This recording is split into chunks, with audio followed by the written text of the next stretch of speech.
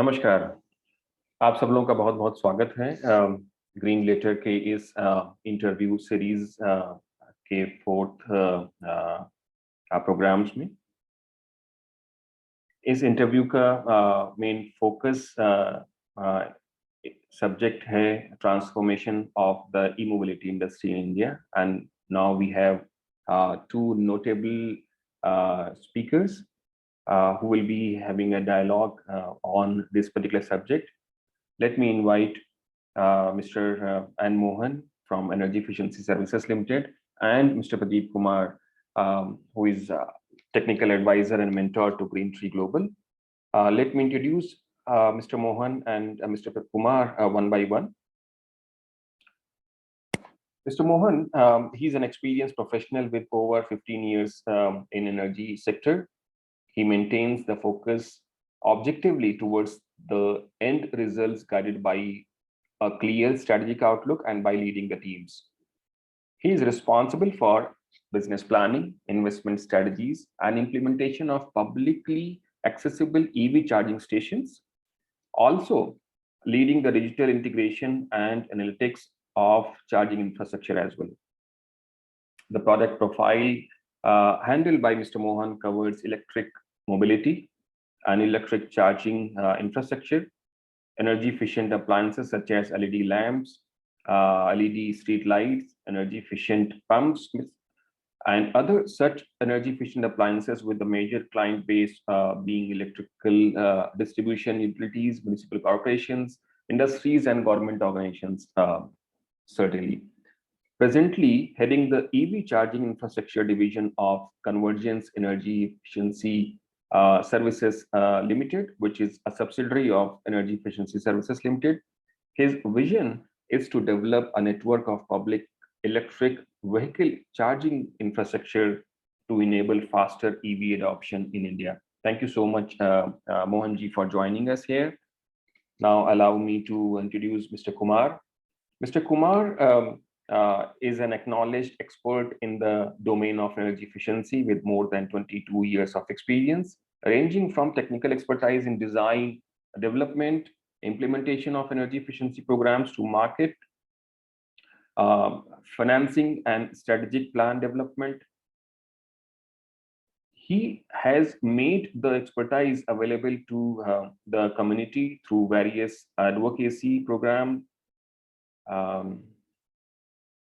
Mr. Pradeep Kumar is an acknowledged expert in the domain of energy efficiency, with more than 22 years of experience ranging from technical expertise in design, development, and implementation of energy efficiency programs to market development, barrier mitigation, technology, economic feasibility studies, innovation in the financing and strategic plan development.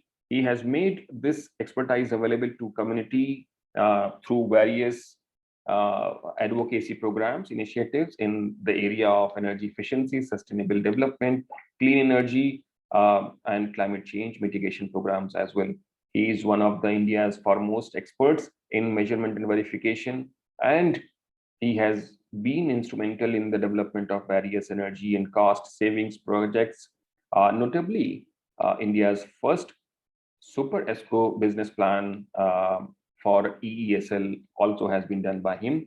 With his industry experience, he has provided strategic and technical advice at multiple levels of government initiatives, as well as helped develop international programs in association with agencies such as USAID, IRG, REAP, the World Bank, IFC, Department of Energy, USA, UNIDO, and KFW, and so on. He is a mechanical engineer by training. He did his post-graduation in energy engineering. He is a certified M&E professional by AEE USA and has published many papers and articles on energy efficiency, measurement verification, and carbon financing. Welcome, Mr. Kumar. Also, he brings a lot of expertise and experience on the table to discuss the subject further. I invite you both to take the discussion forward and let our users or audience be enriched, be informed about this subject in more detail. Thank you so much. Thank you, Anurag, for the brief and detailed introduction. And it's always good to have the people like Mohan, who has been working on not only the policy but also its implementation part. So it's my honor to really have an interaction. I won't say it's a questions, have an interaction with him on what he's doing it in the current capacity in terms of taking India's e-mobility program into the operational level. So thank you, Mohan, for sparing time for this interview. I'll just begin with ESL program which is going on in terms of promoting the e-mobility in India. So how do you see that ESL is helping the market transformation of e-mobility in India? Because ESL has been doing very actively that promotion of e-vehicles across the country, not only from the procurement of vehicle point of view, but also establishing the charging infrastructure. So what is your view on having the market transformation of e-mobility in India? Thank you, Anurag, for the brief introduction. Thank you, Pradeepji. It's a pleasure to be a part of this interaction, I would say. Thank you, Green Tree, for having me here. So I think, as you know, like ESL is in the public sector entity, and primarily the ESL has led some of the flagship initiative in the field of domestic lighting and the public lighting program. So in electric mobility also, ESL is trying to adapt a similar demand aggregation concept where we try to aggregate the demand of electric vehicles in the charging infrastructure. So at least we can bring and develop that electric vehicle ecosystem in the country. So we are trying to work with many state government and city administrations uh, to have a transition on the electric mobility, and also we're trying to bring in some of the innovative business model and help them in at least like adopting the electric vehicles for their mobility needs. And parallelly, we're also putting up the charging infrastructure, both public and the captive charging infrastructure, to ensure like these electric vehicles could be used for long distance travel, and also we could avoid the range anxiety constraint, which presently we talk about whenever we speak on the electric vehicles. So from the experience of the ESL demand aggregation, and with an access to the low cost financing from the funding partners, we're able to devise the business model where we lease the electric vehicles to the institutions. And also we help them build the charging infrastructure at their institutions, so at least they can charge their electric vehicles as per their need. So we are trying to see the recent demand which we could create in the industry, and also we help them. We are also trying to see there is a scalability in the program. So these are some of the transformative approach which we are trying to build, bring in the country. But you mentioned about the business model which you are talking about, because currently the majority of the work is getting it I would say fulfilled or taken care by the ESL in terms of procurement of the vehicles or establishing the charging infrastructure. Can you elaborate more on the business model which you are referring to? What kind of business model which you see that it's suitable in the Indian context in terms of scaling up the e-mobility program in India? Yeah. So in 2018, ESL launched this national e-mobility program, and the objective was to at least create a demand for electric vehicles in the country. So in 2018, like we did an assessment at the national level, and we saw there is a total demand of close to 500,000 electric vehicles at the government institutions. Typically, the government institutions use the IC vehicles for the project and administrative purpose.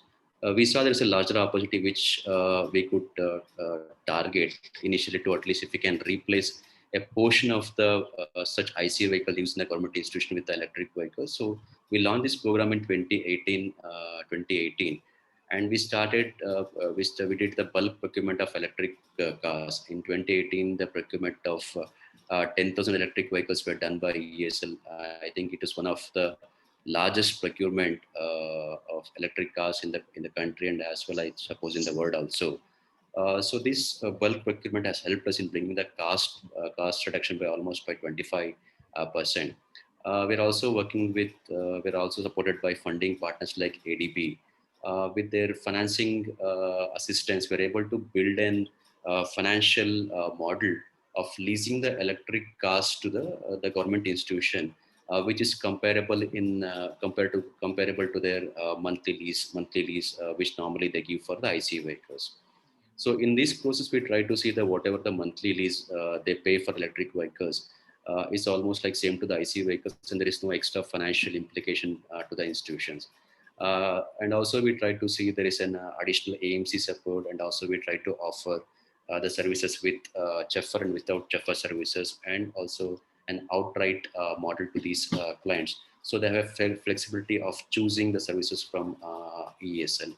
So in this process, we have deployed close to 1,500 electric vehicles in the institutions, and these vehicles have clocked more than 4 crores green kilometers so far. So here, so this has helped at least in increasing the usability of the electric vehicles by the institutions. And subsequently, like when they started realizing there is an advantage of using the electric vehicles with respect to economics of operating the EVs, and also it was more comfort ride as compared to the IC vehicles, as there are zero tailpipe emission, and also it's a noiseless vehicle.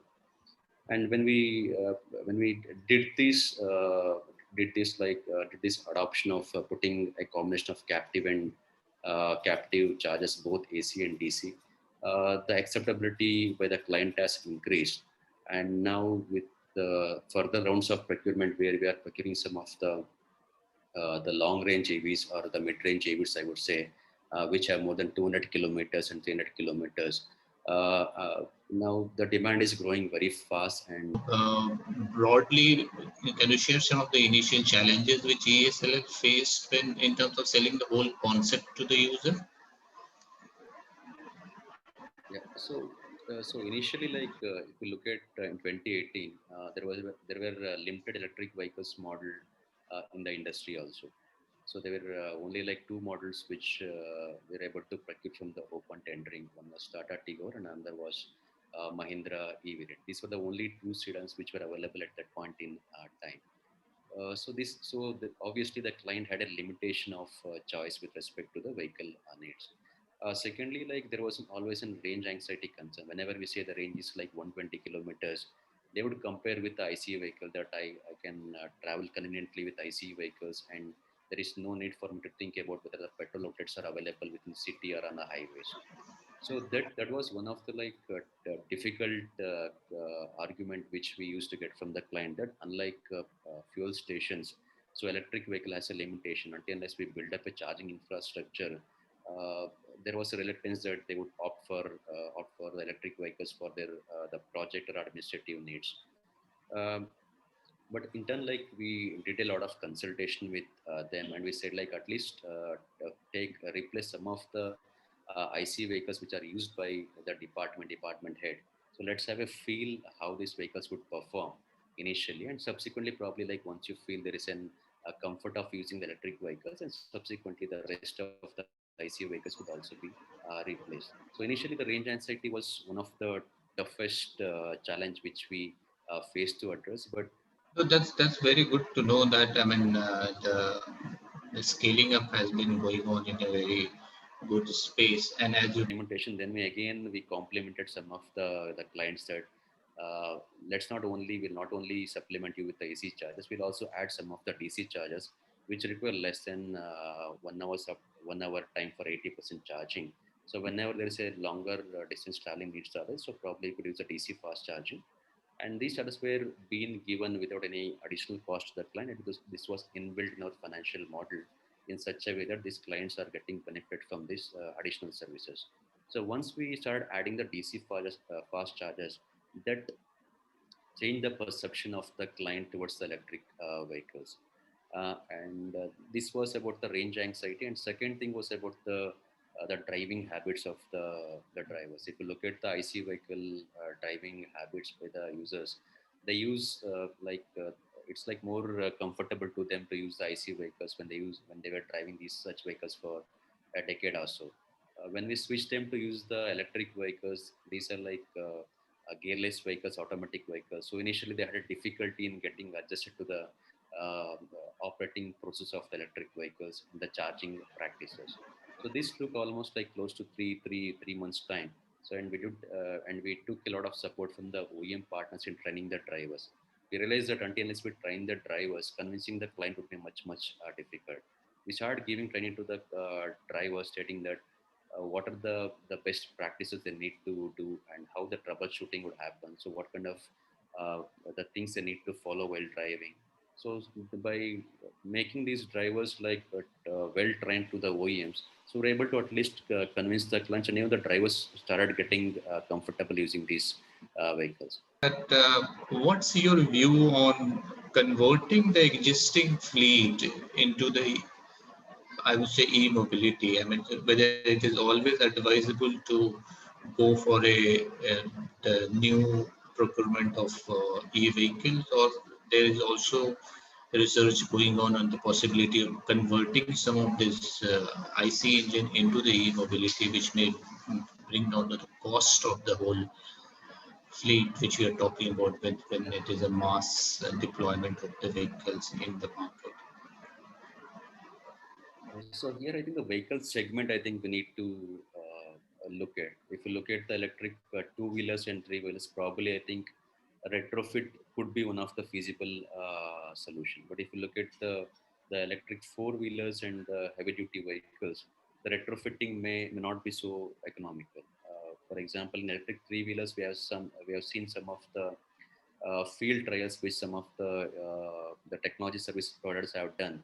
So where they have retrofitted the existing IC three-wheelers with swappable batteries. And the same thing, some experiments were done with the two-wheelers also. Two-wheelers and three-wheelers, I see the retrofit still looks feasible to an extent when all the safety aspects were maintained. But for four-wheelers, it still looks a little challenging based on the interaction which I had with the OEM partners. But we're pretty optimistic that two-wheelers and three-wheelers where retrofit could be a good success story in India. So it looks like that, as you rightly mentioned, this two-wheeler segment is going to be really gearing up for a mass operation of e-mobility. So that gives me another question, that there could be a scenario where there are a lot of second-hand two-vehicle which is going to be freed up. So do you think that will be going to be any issue with the Indian context? Because by knowing the Indian scenario, the scrapping of these vehicles, it's something which the country doesn't support. So this kind of vehicle is still go into the tier 2 or tier 3 cities, because we know that, I mean, these all this bigger program is more happening in the bigger cities, and still the smaller cities will be going to be relying on the IC engine based vehicle. So what's your view on handling of this older vehicles which is getting it replaced by the e-mobility? Yeah, to some extent, I agree with your viewpoints. Definitely, there is a challenge, like at least like scrapping the IC vehicles, at least in the rural areas. But if you look at the pricing of the electric two-wheelers, it's slightly a premium product as compared to the normal IC vehicle, which cost about like 70 to 80,000 rupees. The same range electric vehicle would cost near about like 1 to 1.2 lakh rupees uh, for an individual. So already there is like the premium which one has to pay for acquiring the electric vehicle. So here I think I think the government is also coming up with an scrapping policy. I think the state policy could be at least like look at the option where they can incentivize the individuals who would like to scrap and acquire electric vehicles simultaneously. So there could be a tracking which could be done. So the simultaneous the scrapping of those IC vehicle which has crossed the lifespan could be taken away from the user. and perhaps he could be at least given an electric vehicle, discounting the scrap value and adding those the incentives which are allowed under the FAME 2 scheme and the state subsidy scheme to make it at least comparable to the IC market. So presently, I think a lot of revision might happen in the FAME scheme also, where we're also hearing that the incentive which is currently allowed under the FAME 2 scheme for the two-wheelers and three-wheelers, there could be an increment or there could be like at least a kind of enhancement on the subsidy they would do. So if that happens, I think to an extent, the OEMs would be able to bring the price parity with the IC vehicles. If that happens, I think that would be a touch point where at least the urban population may switch to electric vehicles when there is an economics for the individuals for going for adopting electric vehicles based on their the mobility needs. As you mentioned that the bulk procurement of the four wheel vehicles has really resulted in cost reduction of almost like 25%, where you have deployed car in government offices. Is ESL is also going to work with mass deployment of two it's like two vehicles or in the bigger segment like buses and all? Recently, on the occasion of World Environment Day, we signed the memorandum of understanding with the state government of Goa, Kerala, and Goa and Kerala. So here, if you look at the current market is slightly fragmented in the electric vehicle industry. So we have EV manufacturers, we have charger manufacturers, we have the charge point operators, we have distribution company, then we have the land partners. Yeah. So the ESL through the subsidiary, the Convergence Energy Services Limited, we are trying to provide a comprehensive mobility solution, as a one-point mobility solution to our clients. So working with some of the state entities to aggregate the demand for two-wheelers, then we finance these electric vehicles and give to the individuals, maybe to the state government employees or any other employees on a monthly EMI model. In basis. We're trying to see that EMI model is less than or equivalent to the current expenditure on the fuel cost. So we're still working on this particular model, and we're interacting with the stakeholders and the OEM partners to see like how this model could be structured. And still that the model is being under preparation. I think hopefully. So once we have the aggregated demand, we'll come out with the procurement model and the financing model on this. Oh, that's very good to know that MP you are also going to be operative in the two-wheeler segment. And that's brought my another question that being a super ESCO ESL, do you see that even in coming few years there are going to be a business opportunity for ESCO like company, as we talked about the EMI based something which is going to be offered in the government offices. So do you see that something similar to the ESCO's kind of things also is going to be applied in the e-mobility segment?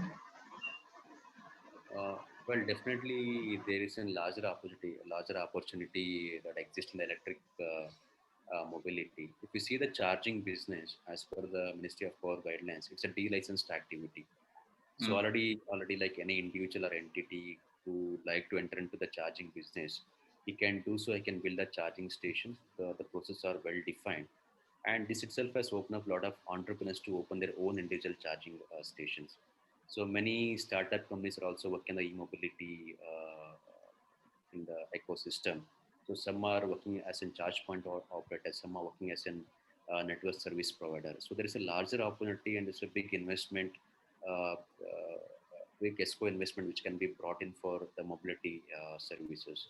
So already like we have seen in the EV ecosystem, the software as a solution is one of the main business in the EV industry, because electric vehicle is more on the data and about this, like how this data could be like analyzed and bring more value to the client. So already like the software as a solution is at least like doing predominantly well in the EV ecosystem. But on the financing front, I would say I think a lot more innovation has to be done if the ESCO business has to be brought in the electric mobility industry. That raises my other concern that since building industry is also going through many changes in terms of the building code, energy conservation building code, do you see that the next revision, or there's a need for revision of the building code to giving a importance to having a charging station for the commercial establishment for this kind of e-vehicle, in addition to the other requirement which the building code has from the mechanical and electrical side. Do you say that this can also be included into the building code as a requirement, that every commercial building should have that certain number of charging point for the e-vehicle? Yeah, I think there has to be a provision for charging per se. If you look at, I think the recently, I think there has been some provision being made in the building bylaws also, where I think the 20% of the vehicle holding capacity should have a charging points in a building. So I like that provision is there. And also adding to that, if you look at the electric vehicles, one of the distinct advantage I would say compared to IC vehicle, this vehicle could be charged with normal three-pin plugs. So Yeah. even if somebody is buying an electric vehicle, so obviously you'll be getting that slow charger along with the vehicle. So there is no need for him to go to the fuel station like the IC vehicles for fueling the vehicle. Here, even at his home, he can just plug into it to the normal three-pin plug, and still he can charge the battery of the electric vehicles. So perhaps the time would be one of the factor which one could look at. But slow charging definitely will take a longer time. But there is a provision for him if he's like parking the vehicle overnight and making charging points at every the parking slot would encourage user that at least he can conveniently park the vehicle and he can charge the vehicle also Yeah. overnight. And next, I can use the vehicle for his requirement. There is one distinct advantage, like there is no need that everywhere we need to put up a DC or high capacity fast charging points. But in the buildings, I think the provision has to be made in the building plan or building approval that certain percentage of the parking slots must be reserved for electric vehicles, and has to be a provision for the AC charging socket, so the electric vehicle users can conveniently park and Yeah. charge their vehicles. So I think this provision of charging, at least a minimum basic charging points, AC charging points, should be there in a building plan or building codes. Now, now something on the power supply side, which is I wanted to ask you some of the questions like this scaling of the e-mobility program in India is expected to shift the oil-based energy demand to electrical energy demand, which will lead to the additional electrical infrastructure requirement in the country. How do you see the synchronization of the power sector in addressing this concern? If most of the states start going to work on and this kind of program, and there is going to be a lot of charging station, charging infrastructure is going to be get developed. So where what is the status of our current power infrastructure, and whether the power ministry is also working on gearing it up to fulfill the demand of this e-mobility in India? So largely, I think so. Even if we look at like 2030 adoption of EVs in India, so I think this would add up to around close to like 5,000 megawatt capacity on the electric vehicle load, which would be less than say 3.5% of the installed capacity. Here, the big question is not about the load, but here the question would be like it will not be like equally spread across the city, so it will be like more concentrated or specific to a few locations. So if you look at the urban locations, there could be some areas where you can find more number of electric vehicles user base. So obviously like that particular feeder or a particular area will have more electric vehicle load as compared to the other neighboring areas or neighboring adjoining areas. So we also like we since we are building up these public charging stations, we work closely with the distribution utility. So when we interact with distribution utility, what practice normally we do is like whenever we say there is and we need to put up say 100 kilowatt charging station, Discom would know like what is their existing loading on the distribution transformers. They will say like there is sufficient load is available. If there's sufficient load is available, they say like this existing location can be given say 100 kilowatt, around 50 kilowatt under the LT connection, and we can build the charging stations. And so this kind of monitoring is in place. So one of the advantage for the charging infrastructure is these are smart charging, which can always be connected to the grid management tool of the utility, where even this the load where even this load curtailment or even the load management could be done remotely also. The only thing is the proper planning has to be done by the distribution utility. So when I have a proper network planning has to be done. So right now we don't see a major augmentation requirement by the distribution utility.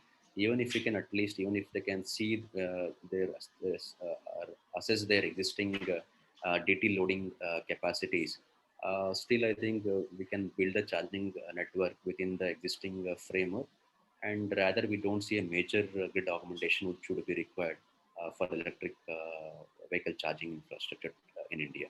So this now come the last questions, which is more on the futuristic than on what are some of the technologies which is about to come for the market to strengthen the EV charging infrastructure, such as wireless charging, V2G charging, and the new battery technology.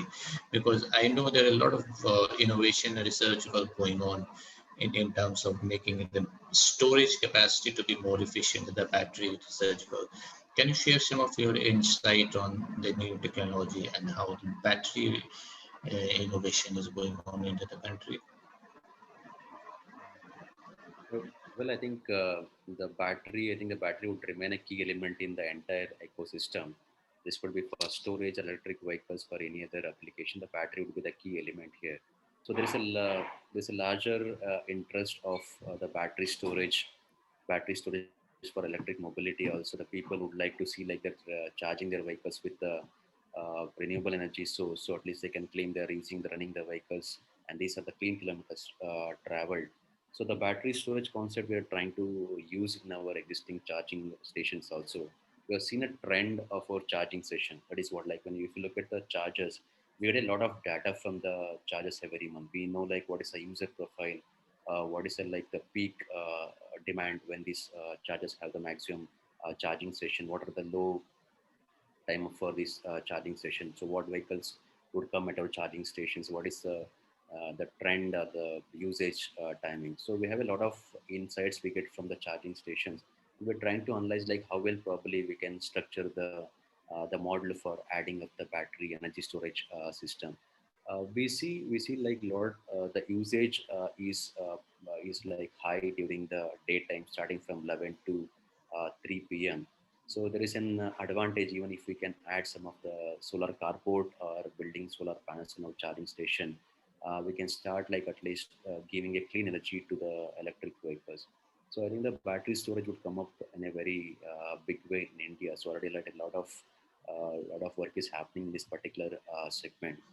And coming back to the V2G, I would say like still I think India needs to do some of the pilots on the V2G applications, considering the limitation with respect to our the grid. So maybe I think some of the pilots could be done at the initial days just to ascertain how the grid would react for the V2G concept. But as of now, I think we have more arrangement for unidirectional flow of energy. So when we need to plan for a bidirectional flow of energy, I think we need a lot of improvement in our grid structure, and we need to do the pilots to understand like how the system would react and how well this can be commercially can be structured. So as of now, most of the electric vehicles in India are only like unidirectional. They're not compatible for V2G application, but I think that may require some of the pilots, and we need to learn and study on those aspects. Very good, very good. Thank you so much for sharing all your insight that what you are doing it and what ESL is planning as a federal agency in terms of promoting and scaling of e-mobility in India. So I think I have done with my questions. If Anurag has anything to ask, that Anurag can pitch in as well. Thank you so much, Mohanji and Pradeepji, for your questions and responses. I'm sure like they are the great insights for us and also for our readers of Green Letter, for which we are conducting this interview. I have a very specific, I think, couple of points which I think Mohanji can address. And since we work in buildings and urban scale projects, including urban planning and electrical infrastructure integration components, this is where we see it a very regular question interventions or questions that we being asked regularly by the different stakeholders. So example, when we have done some projects with a particular developer and this particular society or group housing project, which has spent couple of years, now there are queries which are coming in terms of how to integrate the EV with the regular with the electrical distribution system. And this is where we also see as a consulting organization that how to develop a specific guideline in terms of integrating the EV as an infrastructure with the existing infrastructure of the society. I think, Mohanji, my specific question is that whether we have a specific guideline or are in the process of preparing such guidelines for the, let's say, RWAs, because they are apparently the owner of the existing societies. So, so in Delhi, I think so Delhi has a better EV policy in place because the Delhi EV tariff is so one of the most competitive tariff as compared to other states. So in Delhi, like the discoms, they are providing a multiple connections to the existing premise. I mean to say, like even if a customer has an LT connection for his domestic connection is having, so if he wants to go for a separate EV connection, he can do so. He can apply for a separate EV connection and he can claim the EV tariff benefit also. That is allowed under the regulatory norms. Some of the states has a limitations where the multi connections are not allowed still, but some states have taken a step forward where to promote the electric mobility. Even for a high-rise apartment, they're willing to provide a separate connection for the separate electricity meter and the connection under the approved EV tariff category. But if you look at the housing complexes of the big housing societies, so most of these the parking areas or the basement areas are comes under the common area the policy. So here the billings are done as cumulative billing are done, which would be shared across all the residents. So right now the vehicles are low, like vehicles are less in a society of say around 1,500 residents. So we see normally around less than 5 to 6 vehicles. So none of the residents are even bothering like what is the consumption by these electric vehicles. So think of a scenario when this number goes to 500. So the bill itself will be so much that people will realize this why we need to pay for other EV user consumption. So then we need to then definitely there will be an like of IoT devices or a smart switch devices which has to be there. So at least to monitor the individual consumption by the electric vehicles. So a lot of debates are happening around this, but we see like the most structured way of putting up the charging station has to be there. Maybe like we're planning the buildings. I'm not proficient in the civil or something, but maybe like while planning the civil structure, the provision could be made where even if they want to put a separate meter for the EV connections could be done so in future. And also maybe like specifically they can put some of the reserved parking base for the electric vehicles. So at least they can encourage the users to use those parking base for charging the electric vehicles. I think a lot of policy reforms are happening in the utility segment is concerned, and I think even the ministry is also complementing that. We have to enable more charging points at the home charging and the workplace charging. Yes, definitely. I agree on that because in the current context, I think if any RWA or housing society would like to encourage, I think first thing they have to do it like create a special zone, create some 5 to 10% of the parking place to dedicate it for this e-vehicle and put a prepaid meter for individually, so that prepaid individual meter can be incorporated there, so that even the billing boards, the issues of something can be taken care of.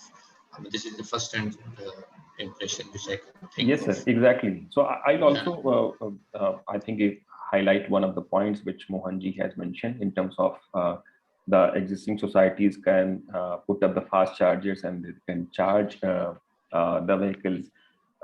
But there's also a constraint that I see that the RWAs, they have their own constitutions and their memorandum of understanding that they cannot, let's say, do the business and in terms of getting the revenue out of the zone or the premise.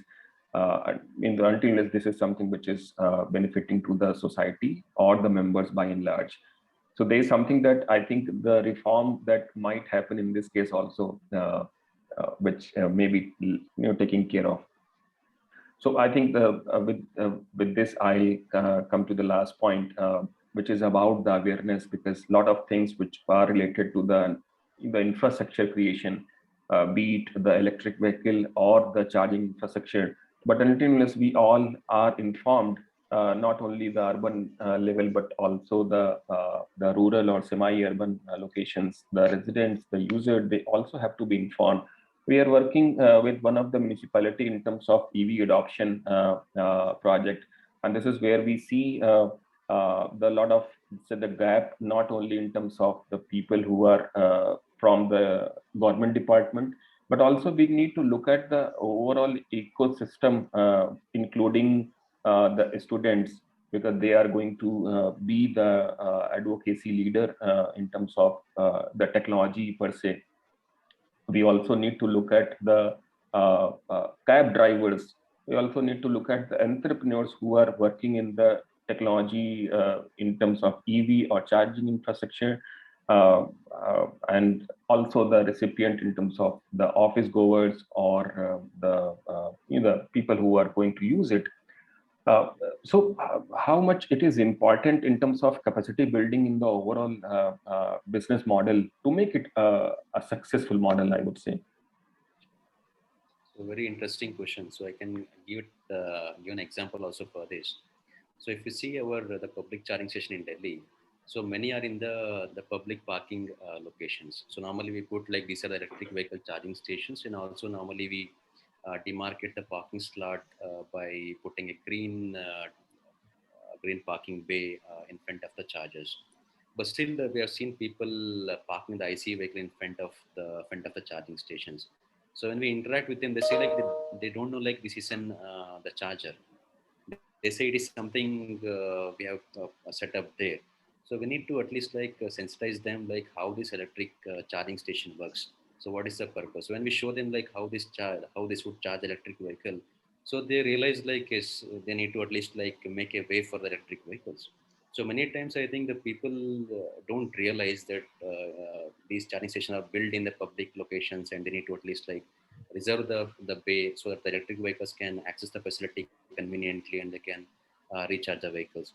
So we get a lot of inputs from the cab operators, because the most of those stations are being accessed by the cab operators, and many a times we see like the people are parking the IC vehicles, and they are reluctant to remove them, citing they don't have any other space to park. They will say like, where I will park my car if I allow you to occupy the space for 45 minutes or half an hour. So there are certain limitations we have with respect to urban infrastructure, but a lot of awareness we need to create. And slowly we're also trying to inform the drivers that probably I think they can show somebody is coming and seeking like what they are doing. So we say like at least patiently probably they could answer to the customers or the public like how they charge, and even all these charging stations are enabled to mobile app only. So there is no manual or manned charging stations. So any customers can check like whether these stations are available in the mobile app itself, and they can just navigate to the charging station and they can access the facility, and they can initiate the charging on their own, make the payments, and they can discharge the facility. So since these are like unmanned station, I think awareness plays a crucial role here. So we need to educate public, and we need to educate the parking facility owners, the parking concessionaires, and even the stakeholders, so at least they can periodically issue some notification about the charging facility. We need to promote the charging station, because many people still they don't know like what these public stations are. And another instance was I got a call from one of the woman EV driver. She is using an electric vehicle. So normally she sees our charging stations are occupied by the commercial EV drivers. So called our office and the office connected to me. She asked like, can I use the public charging station? I said like, why this concern has come up to you? She said like normally she has seen only the drivers using our charging station, and only normally she has seen the commercial vehicles using our charging station. So she had that impression that it's only meant for the commercial vehicles to use the facility. So we need to at least like address many such. We have to change the mindset, and we said like it is open for anyone, even like it's a private or public. Anybody can go and use the facility. So I think a lot of awareness are required. So these are some of the practical experience. Every day we get a lot of calls from the customers citing different questions like which protocol they have to use, like is the vehicle compatible. But we try to give most of the information in the mobile app, so at least like customers can filter out which type of vehicle, so which type of connectors they have to use.